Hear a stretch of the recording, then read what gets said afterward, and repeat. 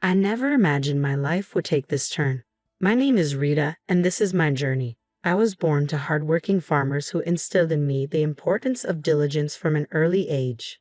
Our days began before dawn, tending to animals and crops. Life was simple then. I would go to school, return home, and help out on the farm. Weekends were devoted to family time and catching up on chores. I didn't know any other way of life, nor did I want to. Everything changed when I graduated high school. My parents, bless their hearts, dreamed of more for me than a life on the farm. Rita, my dad said one evening as we gathered around the dinner table, your mom and I think you should go to college. Just like that, my world expanded.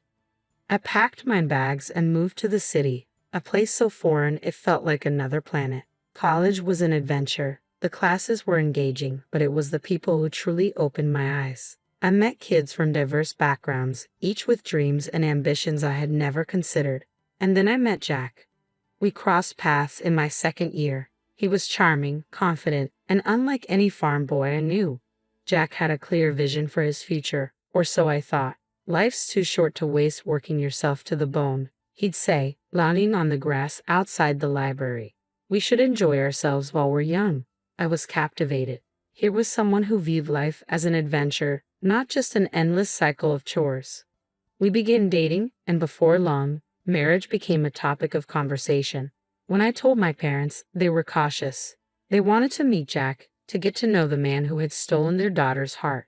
He seems nice enough, Dad said after Jack's first visit to the farm, but there's something, I don't know.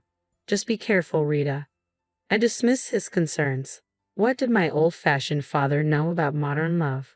Jack was perfect, and we were destined for a perfect life together. My parents, bless them, paid for our wedding and even helped us secure an apartment in the city. We want you to have a good start, Mom said, her eyes misty. Thanks, Mom and Dad, I replied, hugging them tightly. I promise I'll make you proud. As Jack and I stood at the altar, exchanging vows and rings, I believed my life was set. I had a loving husband, a good job in the city, and a bright future ahead. The first couple of years of our marriage seemed fine, at least that's what I thought. Both of us were working, and we had settled into a comfortable routine. However, looking back, I can now see the cracks that were beginning to form. Do we really have to visit your parents' farm this weekend? Jack would complain every time I suggested it. It smells like manure, and your dad always wants me to help with something. I would sigh and try to reason with him. They're my family, Jack. They've done so much for us. Fine, he would grumble, but I'm not shoveling any cow crap. I brushed it off as typical city boy squeamishness. After all, I had grown up with those smells and chores. But now, I wonder if I should have seen it as a red flag. 2 years into our marriage, I was beginning to realize that things were not as perfect as I had thought. When I found out I was pregnant, I was over the moon. My parents were ecstatic. A grandchild, Mom squealed over the phone. Oh, Rita, we're so happy for you. But Jack's reaction was far less enthusiastic. A kid already? I guess that's okay, he said, his tone flat. I chalked it up to nerves, hoping he would warm up to the idea of being a father. My parents, bless their hearts, continued to support us wholeheartedly. They bought us a car and paid for vacations. I was grateful for their generosity, but Jack seemed to take it for granted. Of course they're helping us, he'd say. That's what parents do. When our son Tommy was born, my heart swelled with love all over again. But Jack struggled. Can't you keep that kid quiet? He complained when Tommy cried at night. Some of us have to work in the morning. I bit my tongue, reminding myself that we were both adjusting to parenthood.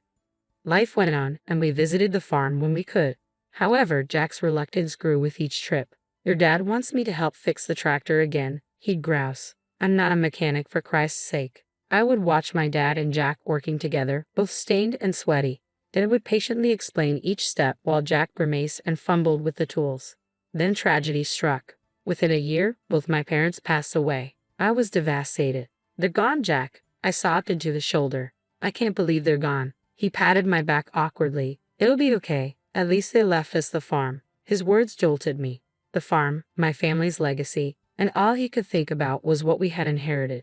In the midst of my grief, Jack dropped a bombshell. We should sell the farm, he said one night over dinner. We could buy a big house in the city and live like kings. I wanted to argue and fight for my family's legacy, but I was exhausted, worn down by grief and the demands of motherhood. Wasn't a wife supposed to support her husband's decisions? Okay, I said quietly. If you think it's best. Just like that, with a few signatures on some papers, my family's history was sold off to the highest bidder. The money went into our joint account, and Jack was like a kid in a candy store. We're set for life, Rita, he crowed. No more slaving away at work. We can do whatever we want. I nodded and smiled, trying to ignore the hollow feeling in my chest. This was what Jack wanted, and as his wife, I felt I had to support him, right? Life after selling the farm was different. The money cushioned us nicely, and I'll give Jack that. We didn't have to work as hard anymore. We both cut back to part-time hours, and for a while, it felt like we were living the dream. But as the years went by, things began to shift. As the years passed, I began to notice a troubling shift in Jack. He had never been a hard worker, but now he seemed to lose all motivation. He quit jobs at the drop of a hat, always with some excuse ready. That boss was a jerk, he'd say. They expected too much. I'm not a slave, you know. I tried to reason with him. Jack, we can't live off the farm money forever. We need to think about our future. He would wave me off, saying, Relax, Rita. We're set for life. Why work ourselves to death? Meanwhile, our son Tommy was growing up quickly.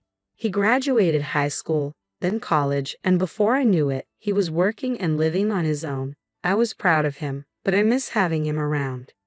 One day, while flipping through the newspaper, a familiar name caught my eye. It was an article about a successful concrete production plant owned by Jack's Uncle Robert. Jack, I called out.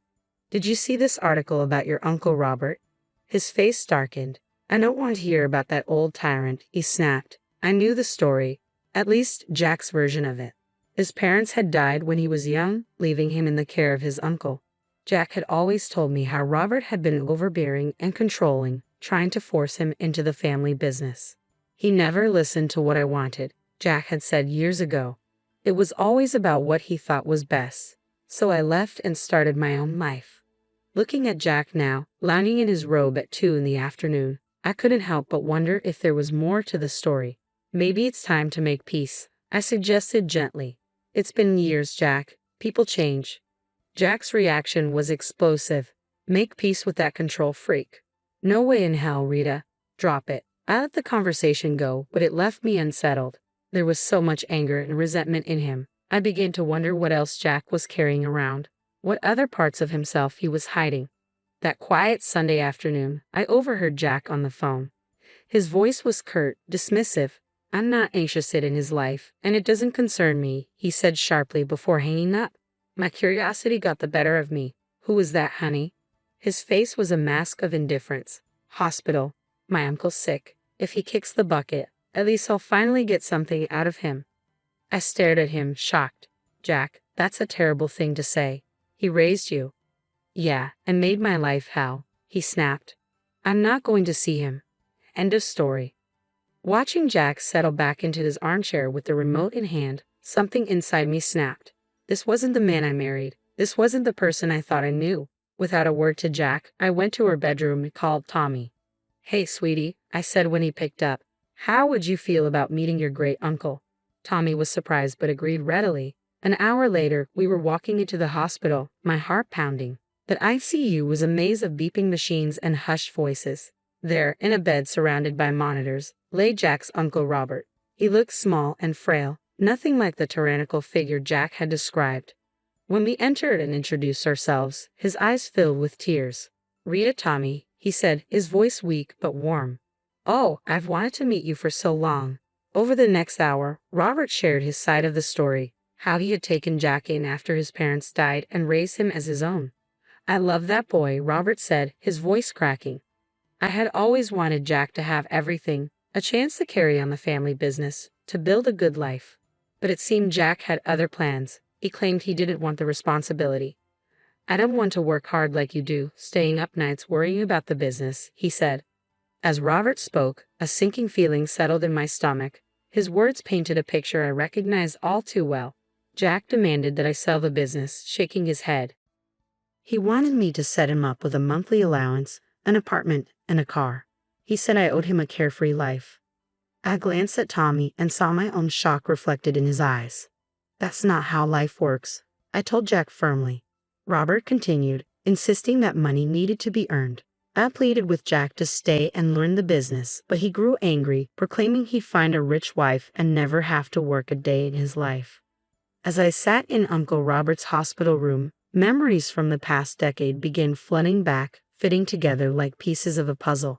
I saw our life together in a harsh new light. Jack had never held a job for long. He always chose part-time work, frequently calling in sick or taking countless days off. I had attributed it to stress, to him being a free spirit, but now I saw the truth. Life is for pleasure, Rita, he'd always say. Why kill ourselves working? My stomach churned as the realization hit me. Jack hadn't married me for love. He had married me for my family's money, for the comfortable life he thought I could provide. I was just a means to an end. The rich bride he promised his uncle he'd find. Tears welled in my eyes as the weight of this truth settled over me. Our entire life together, our marriage, our family, had been built on a lie. Uncle Robert's voice pulled me from my thoughts. I'm so sorry, he said weakly. I won't be able to leave anything to you or Tommy. I wanted to. It's okay, I replied, squeezing his hand. We don't need anything. I had plans, Robert continued, growing agitated. A new project. It would have changed everything, but I ran out of time. Suddenly, his face contorted in pain, and the machines around him began to beep urgently. You need to leave, a nurse said, rushing in. A few days later, the call came. Uncle Robert had passed away. When I told Jack, his reaction made my blood run cold. Finally, he exclaimed, a grin spreading across his face. Took that old bastard long enough. I stared at him in disgust.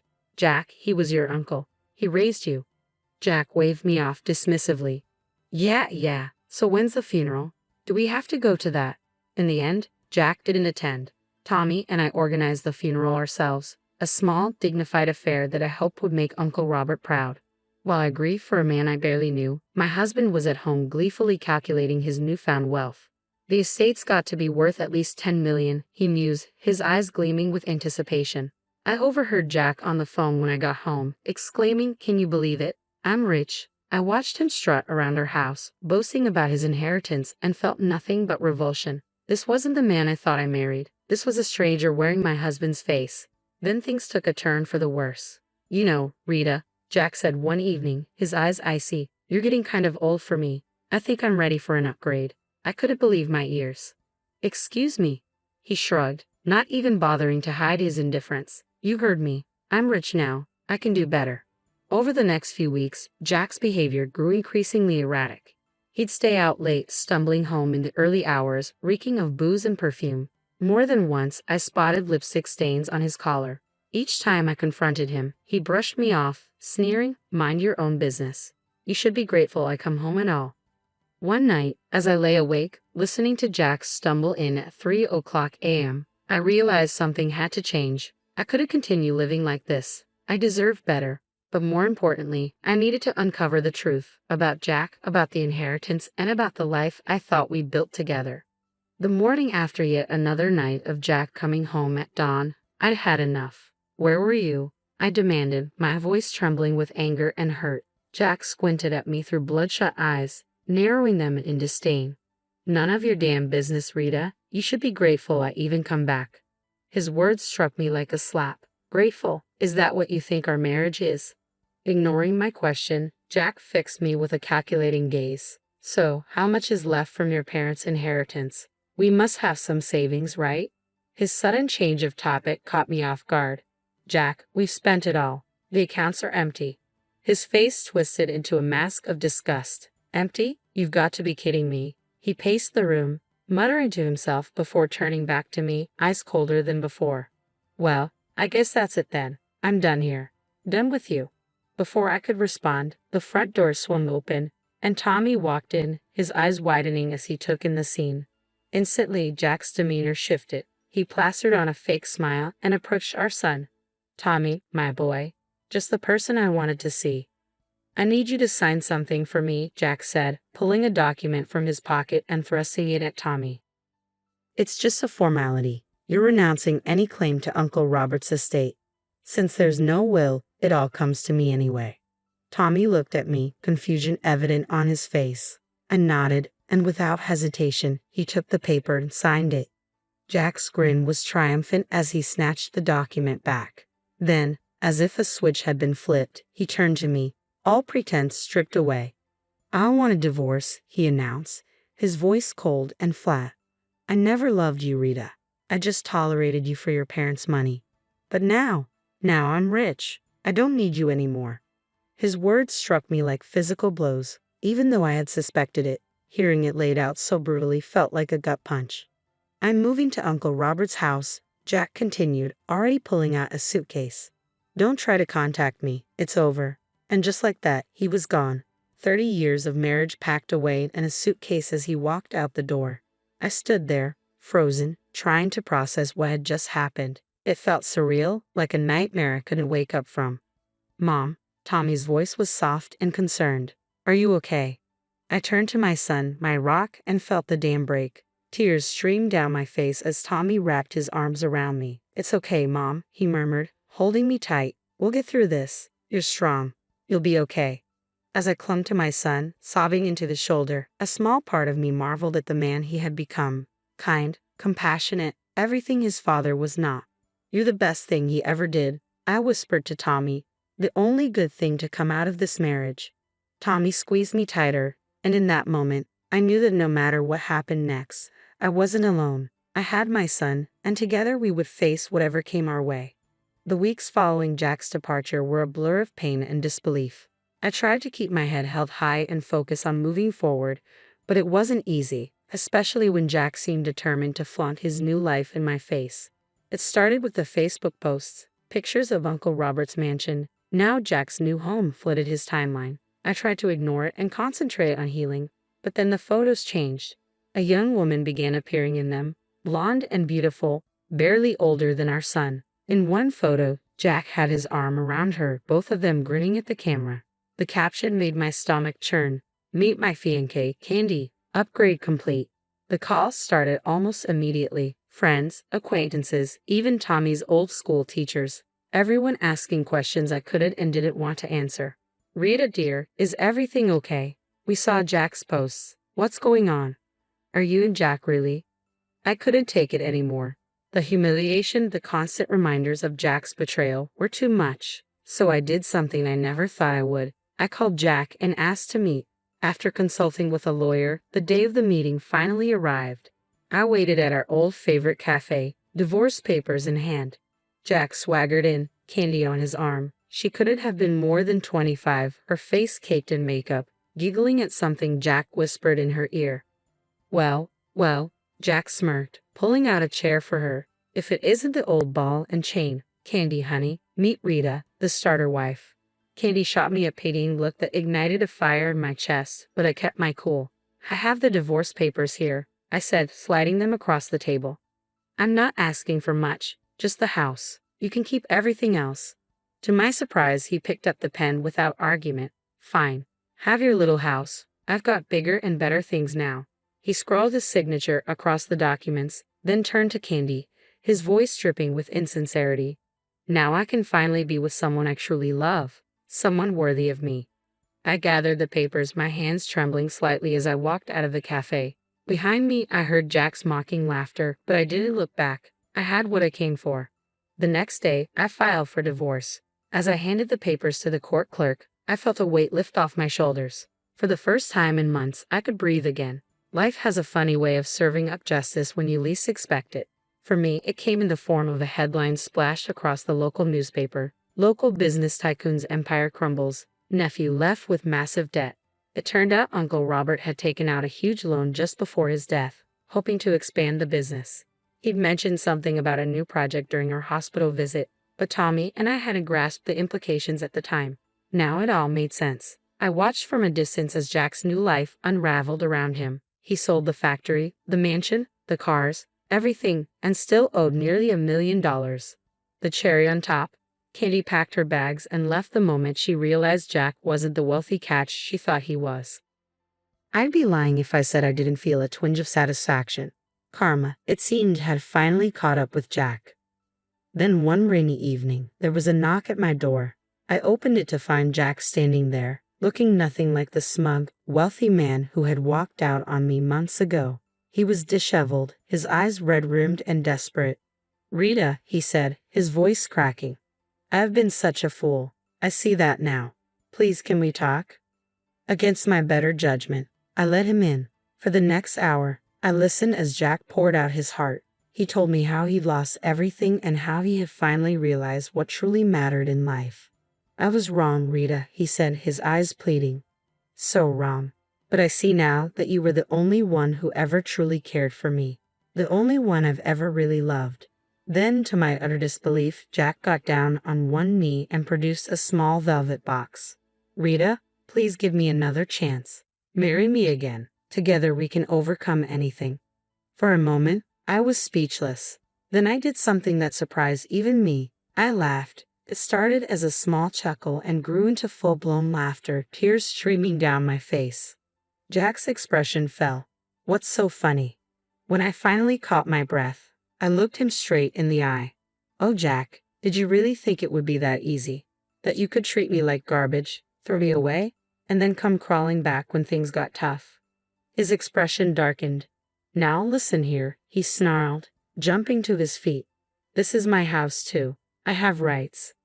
I calmly walked to the drawer where I kept our divorce papers, pulling them out and showing him his own signature. "No, Jack, you don't. You signed away any claim to this house. It's mine now. Get out, or I'll call the cops." For a moment, I thought he might argue further, but something in my expression must have told him I meant business. Without another word, he turned and stormed out, slamming the door behind him. As soon as he was gone, I called Tommy and told him everything. My wonderful son was supportive as always. "You did the right thing, Mom," he said. "I'm proud of you." Those words meant more to me than he could ever know. In the weeks that followed, I made some big decisions. The house, with all its memories, both good and bad, felt too big for just me, so I sold it and used the money to buy a cozy apartment in a vibrant neighborhood I'd always loved. At 60, I'm finding that life is just beginning. I've started traveling, visiting all the places Jack always promised we would, but never did. I've taken up painting, joined a book club, and even tried my hand at salsa dancing. Every now and then, I catch a glimpse of Jack around town. He looks older now, worn down by his mistakes and misfortunes. Life didn't turn out the way I expected, but you know what? I wouldn't have it any other way. Because now, for the first time in a long time, I'm truly completely happy, just me.